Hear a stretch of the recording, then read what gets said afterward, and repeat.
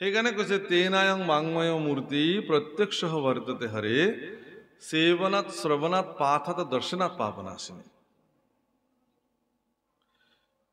ভাগৱত শাস্ত্ৰ সেৱা কৰিলে, সেৱনাত শ্ৰৱণাত শুনিলে, আজি আপোনালোকে যেনেকে শ্ৰৱণ কৰিছে, পাঠাত কোনোবাই পাঠ কৰিলে, দৰ্শনাত পাপনাশিনী, যদি ভাগৱত দৰ্শনো কৰে, দৰ্শন কৰি যদি তেওঁ অন্তঃকৰণে সেৱা লয়, তাৰ পৰাও তেওঁৰ জীৱনৰ সৰ্বোচ্চ পাপ মুক্ত হৈ যাব। একাদশ স্কন্ধতে এই কথা বৰ্ণন কৰিছে প্ৰভুসকল। ভাগৱতক কেনেকে দৰ্শন কৰিব মানুহে, কৃষ্ণোদক সংবাদত বৰ্ণন কৰিছে। আপোনালোকৰ ভাগৱত শোভাযাত্ৰা কৰে, আপোনালোকে দেখিছে ভাগৱত শোভাযাত্ৰাটো হয় ইয়াতে, নহয় জানো? হয়। ভাগৱত তিনিটা কাৰণত চৈতন্য হয় প্ৰভুসকল, তিনিটা কাৰণত। এগৰাকী শুদ্ধ সদাচাৰী নামী ভকতে, যাৰ কোটি কোটি নামৰ সাধন আছে, তেনেকুৱা নামী ভকতে যেতিয়া শিৰত ভাগৱত ধাৰণ কৰি গুৰু আসনত যিদিনাখন প্ৰতিষ্ঠা কৰি দিয়ে, তেতিয়া ভাগৱতৰ প্ৰাণ প্ৰতিষ্ঠা হয়, চৈতন্য হৈ যায়। নহলেতো মানুহে কিতাপৰ দোকানত থৈ দিয়া ভাগৱতকো এনেকে পইচা এটা দি চাকি গছ এনেকে জ্বলাই সেৱা কৰো নকৰে নহয় মানুহে। কৰিব জানো? নামঘৰলৈ আহিবই নালাগে, বজাৰতে বোলে মোৰতো সময় হৈছে, গতিকে কিতাপৰ দোকান এখন বোলে আপোনাৰ ভাগৱত আছে নে? বোলে আছে। বোলে ক'ত? বোলে ৰ'ব মই এটা সেৱা কৰিলেও হ'লহেঁতেন। নকৰে নহয়। কিয় নকৰে? যে তাত থকা ভাগৱত সমূহক এনেই বিক্ৰীৰ কাৰণেহে ৰাখিছে, তাক চৈতন্যময় মূৰ্তি হিচাপে ৰখা নাই। চৈতন্যময় মূৰ্তি হিচাপে ভাগৱত ক'ত বহি থাকে? গুৰু আসনত। সেইকাৰণে কোনোবাক প্ৰস্তাৱ কৰিলেই যে আপোনাক প্ৰস্তাৱ কৰা হ'ল আপুনি গুৰু আসন প্ৰতিষ্ঠা কৰিব লাগে, বীৰ দৰ্পে গৈ পেলাই সেইখন থৈ অহাটোকে প্ৰতিষ্ঠা বুলি নকয়।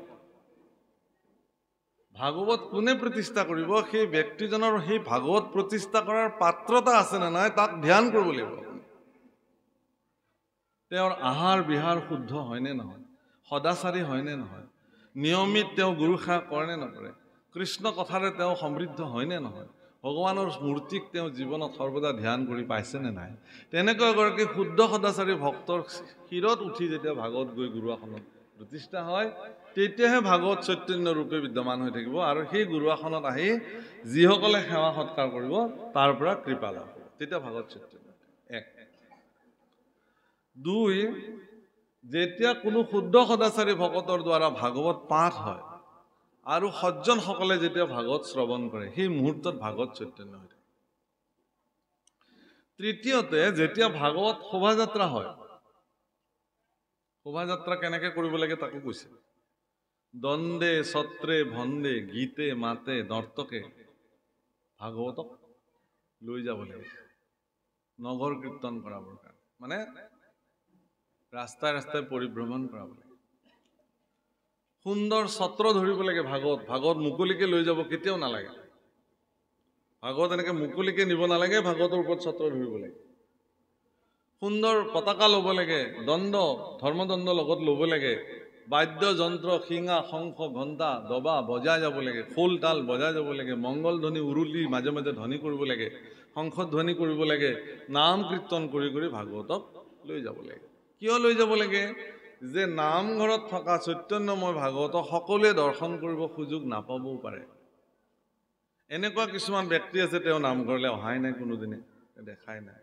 সেইদিনাখন ভগৱন্ত পুৰুষে তেওঁক দেখা কৰিবৰ কাৰণে কৃপা কৰে, আৰু সেইদিনাখন যদি তেওঁ দেখি পেলাই তাত শিৰ নত কৰিলে দৰ্শনাত পাপনাশিনী। তেওঁৰ জগন্নাথ দৰ্শন কৰিবলৈ মানুহ যায়, হাজাৰ হাজাৰ লাখ লাখ যাত্ৰী যায়, কিন্তু জগন্নাথ প্ৰভু এটা দিন নিজে ওলাই আহে বাহিৰলৈ, ৰথযাত্ৰা বুলি কয়। সেইদিনাখন তেওঁ লক্ষ লক্ষ যাত্ৰীক দেখা দিবৰ কাৰণে তেওঁ ভিতৰৰ পৰা বাহিৰলৈ ওলাই আহে। সেইটো নিয়ম। গতিকে এই তিনিটা কাৰণত ভাগৱত শ্ৰী চৈতন্য হৈ যায়, তেওঁৰ পৰা কৃপা লাভ হয়। সেইকাৰণে ভাগৱত সাগৰত ঈশ্বৰ পুৰুষ বিদ্যমান হৈ থাকে, ভাগৱত শ্ৰী চৈতন্য স্বৰূপ ভগৱানৰ, আৰু এই ভাগৱতক সেই ধৰণে মান্যতা দিব লাগে। ই আমাৰ কাৰণে পৰম কল্যাণকাৰী। হে ৰাম দেৱে তীৰ্থে যাক তাৰিবে নোৱাৰো, পাতে কত গৈলা তল, হৰি নাম পাইলে তেখনে উধাৰে দেখা ভকতিৰ বল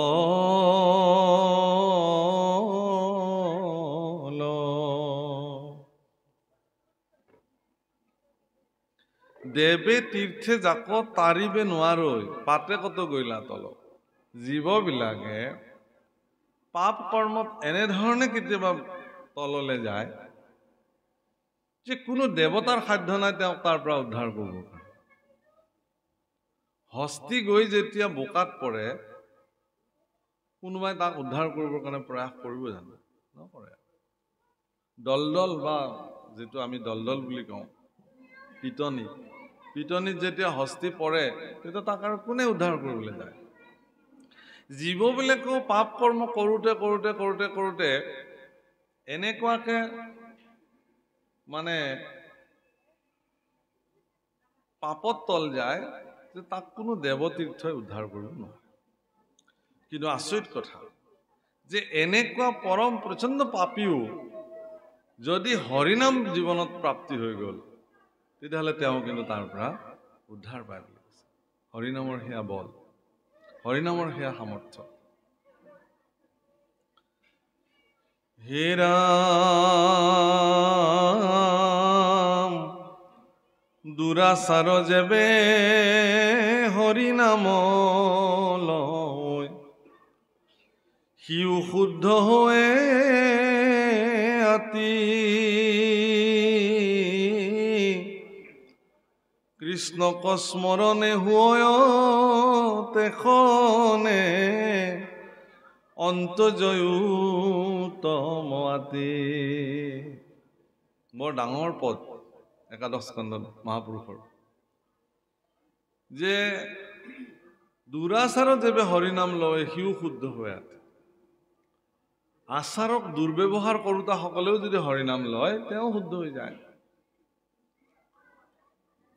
আৰু তেওঁ ঈশ্বৰৰ ওচৰত নিজক সমৰ্পিত কৰি পেলায় গীতাত এটা বাক্য লিখিলে মহাপুৰুষে ঈশ্বৰ পুৰুষে সৰ্বধৰ্মানম পৰিত্যজ্য মাম একম শৰণম ব্ৰজ অহম ত্বাম সৰ্ব পাপেভ্যো মোক্ষয়িষ্যামি মা শুচ তুমি চিন্তা কৰিব নালাগে কোৰ কাৰণে যে তুমি সকলো পৰিত্যাগ কৰি মোৰ চৰণত শৰণাপন্ন হোৱাৰ পিছত তোমাৰ যদি কিবা পাপ হয় সেই পাপৰ দায়িত্ব মোৰ তোমাৰ নাই বাপসকল যদি এনেকে কোনোবাই ভাবিবলৈ লয় যে মইতো শৰণ ললোৱে সকলো বাদ দি গতিকে আজিৰ পৰা যদি মই কিবা পাপ কৰ্মও কৰোঁ তেতিয়াহ'লে দায়িত্বটো ঈশ্বৰে লৈয়ে থৈ দিছে গতিকে মই যিমান পাৰোঁ পাপ কৰ্ম কৰি যাওঁ এই বুলি যদি কোনোবাই আকৌ সংকল্প লয় কি হ'ব অৱস্থা তেতিয়া কাৰণ এইটো মনোবৃত্তি তেওঁ ল'ব পাৰে মহাপুৰুষে লিখিছে যে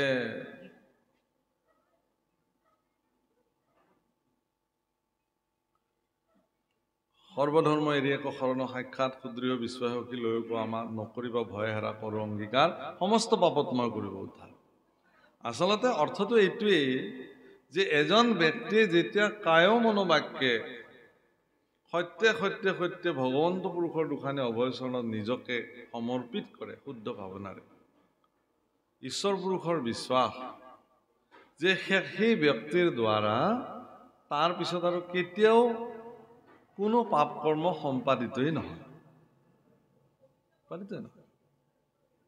যদি এয়া সঁচাকে সংগতি দিছে তেতিয়া তেওঁৰ শৰণ সিদ্ধ হৈছে তেতিয়াহ'লে এইটো মই জানিব এইটোহে কথা গতিকে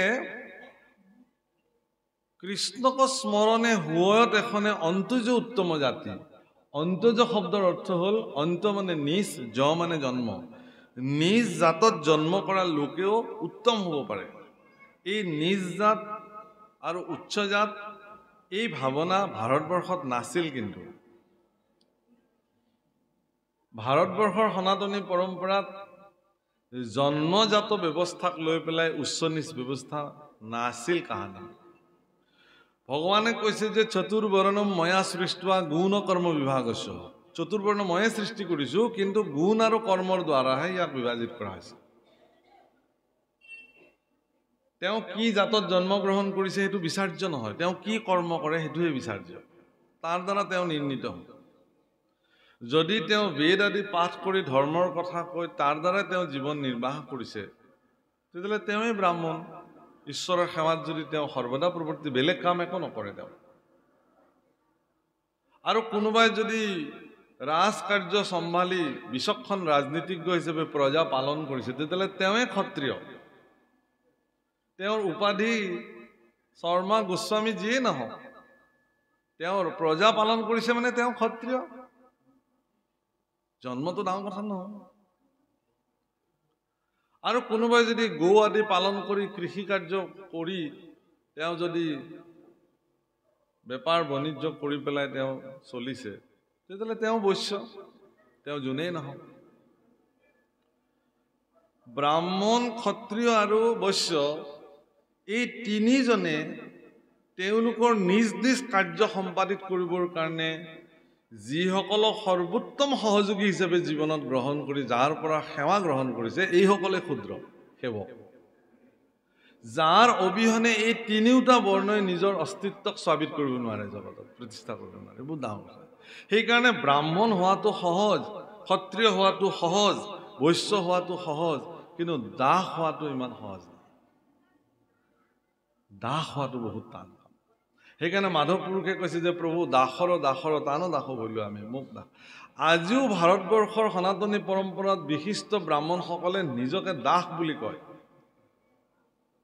তুলসী দাস, চুৰ দাস, কবিৰ দাস, এওঁলোকে নিজকে দাস উপাধি, দাস।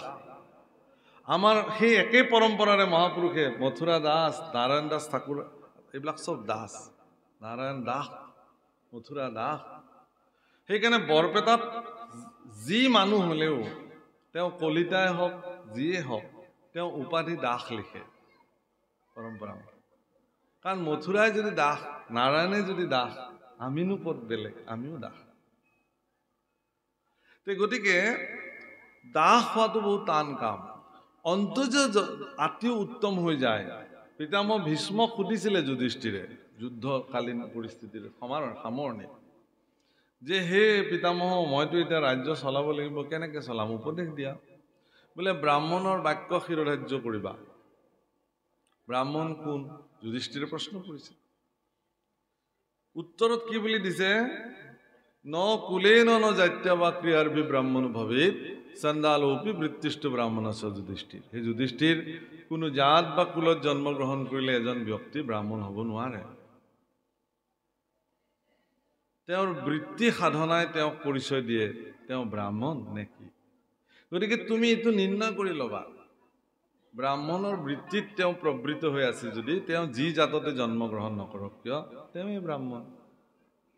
জন্মানত জায়তে শূদ্ৰাহ সংস্কাৰ দ্বিজ উষ্যতে বেদ পাঠেত ভবেদ বিপ্ৰ ব্ৰহ্ম জানত ইতি ব্ৰাহ্মণ। জন্মৰ লগতে সকলোৱে ক্ষুদ্ৰ হৈ জন্মে, সংস্কাৰ সাধন কৰিলে তেওঁ দ্বিজত্ব প্ৰাপ্তি হয়, বেদ আদি পাঠ কৰিলে তেওঁ বিপ্ৰত্ব প্ৰাপ্তি হয়, আৰু ব্ৰহ্মক যেতিয়া জানে, জগতৰ সত্য তোমাৰ বাহিৰে আৰু কোনো সত্য নাই, তুমি জগতৰ সৰ্বশ্ৰেষ্ঠ, এই বুলি পৰম ব্ৰহ্মৰ সত্যতাক যিদিনাখনে স্বীকাৰ কৰিলে যিজনে, সেই মুহূৰ্ততে তেওঁ ব্ৰাহ্মণ হৈ যায়। নিয়ম। সেইকাৰণে এই জাত বিচাৰ আমাক ইংৰাজে শাসন কৰিলে ভাৰতবৰ্ষক তেওঁলোকে জানিছিল যে যদি আমি ভাৰতবৰ্ষক উপাধি বা জাতৰ দ্বাৰা বিভাজিত কৰি দিব পাৰোঁ, তেতিয়াহ'লে আমি শাসন কৰিবলৈ সুবিধা হ'ব। সেইকাৰণে জাত পাত বিচাৰ কৰি আমাৰ মাজতে বিভিন্ন ভেদাভেদ সৃষ্টি তেওঁলোকৰ সচল, সেইবিলাক তাৰ আগলৈকে নাছিলে। গতিকে ভাৰতবৰ্ষত মই ভাবোঁ এতিয়াও এইবিলাক বিনাশ হৈ যাব লাগে। জন্মগত কোনো জাতক লৈ পেলাই কেতিয়াও কোনো কথা ক'ব নালাগে। উচ্চ নিজ ভাৱনা মনলৈ আনিবই নালাগে। যদি তেওঁ সৎকৰ্ম কৰিছে, সুকৰ্ম কৰিছে, তেতিয়াহ'লে তেওঁৱে সেৱাৰ পাত্ৰ, আৰু তেওঁ যদি অসৎ কৰ্ম, দুষ্ট কৰ্ম সাধন কৰিছে, তেওঁৱে নিজ। যাৰ মনত বেয়া ভাৱনা ধাৰণাৰ জন্ম হয়, তেওঁৱে নিজ জাতি। যাৰ মন আৰু মানসিকতাত সৰ্বদা কল্যাণকাৰী আৰু উচ্চ চিন্তা জাগ্ৰত হৈ থাকে, তেওঁৱে উচ্চ জাত। উচ্চ চিন্তা যাৰ মনত জাত হয়, জাত মানে জন্ম, কথাটো মনত পৰিব, যাৰ মস্তিষ্কত উচ্চ চিন্তাৰ জাত হয়, তেওঁৱে উচ্চ জাত। যাৰ মনত নিজ চিন্তা জাত হয়, জন্ম হয়, তেওঁৱে নিজ। সূত্ৰ এইটোৱে ভাল সূত্ৰ আটাইতকৈ। গতিকে হৰিনাম কীৰ্তন কৰিলে মানুহৰ মস্তিষ্ক উত্তৰণ ঘটে, মংগলময় কাৰ্য সাধন কৰিবৰ কাৰণে তেওঁ সৰ্বদা প্ৰবৃত্ত হৈ থাকে। এতেকে ইয়াক সেইকাৰণে কৈছে যে কৃষ্ণৰ স্মৰণে হুৱয়ত এখনে অন্তজ উত্তম আতি। কৃষ্ণক যদি শুদ্ধভাৱে কোনোবাই স্মৰণ কৰিব জানিছে, তেতিয়াহ'লে তেওঁৱে উত্তম জাতলৈ নিজে নিজে ৰূপান্তৰিত হৈ যাব। সেইকাৰণে নামঘৰত ভকত হ'ল, শৰণ ল'লে, ঈশ্বৰৰ তাতে শৰণ লৈ পেলাই নামঘৰত প্ৰৱেশ কৰাৰ লগে লগে সকলোবিলাক এটা জাতলৈ ৰূপান্তৰ হৈ যায়। সেইটো হ'ল ভকত। আপোনালোক সকলো ভকত। আপোনালোক কি সেইটো বেলেগ কথা, কিন্তু নামঘৰৰ মজিয়াত ঈশ্বৰৰ সন্মুখত আপোনাৰ মোৰ মাজত কোনো পাৰ্থক্য নাথাকে। আমি সকলো ঈশ্বৰৰ সেৱক, গুৰুজনাৰ সেৱক, ঈশ্বৰৰ দাস। ঈশ্বৰৰ আজ্ঞা অনুসাৰ আমি আমাৰ জীৱনবিলাক পৰিচালিত কৰোঁ। হে ৰাম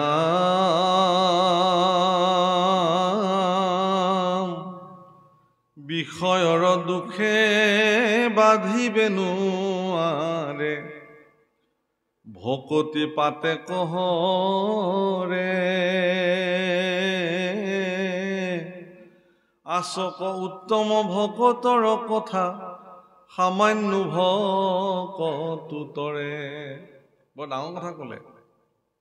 বিষয়ৰ দুখে বাধিবে নোৱাৰে। বিষয়ৰ দুখে আপোনাক কেতিয়াও বাধাৰ সৃষ্টি কৰিব নোৱাৰে। বিষয়ৰ দুখ মানে, বিষয় মানে হ'ল আমাৰ যি শৰীৰত যি ইন্দ্ৰিয়বিলাক আছে, তাৰ ভিতৰত পঞ্চ জ্ঞানেন্দ্ৰিয়, পঞ্চ কৰ্মেন্দ্ৰিয়, পঞ্চভূত, পঞ্চ তন্মাত্ৰা। পঞ্চ তন্মাত্ৰা কি? ৰূপ, ৰস, গন্ধ, শব্দ আৰু স্পৰ্শ। ই জ্ঞানেন্দ্ৰিয়ৰ লগত সম্পৰ্কিত। চকু নামৰ জ্ঞানেন্দ্ৰিয়ৰ লগত ৰূপ তন্মাত্ৰাৰ সম্পৰ্ক। চকুৱে সদায় ৰূপ চায়, কেনেকুৱা ৰূপ, ভাল বেয়া চব চাব। আৰু কাণে সদায় শব্দ শুনিব, শব্দৰ অনুসন্ধান কৰিব। জিভাই ৰস আস্বাদন কৰিব, ৰস তন্মাত্ৰাৰ লগত তাৰ সম্পৰ্ক। ছালে স্পৰ্শৰ সম্পৰ্ক, ৰূপ, ৰস, নাসিকায় গোন্ধ।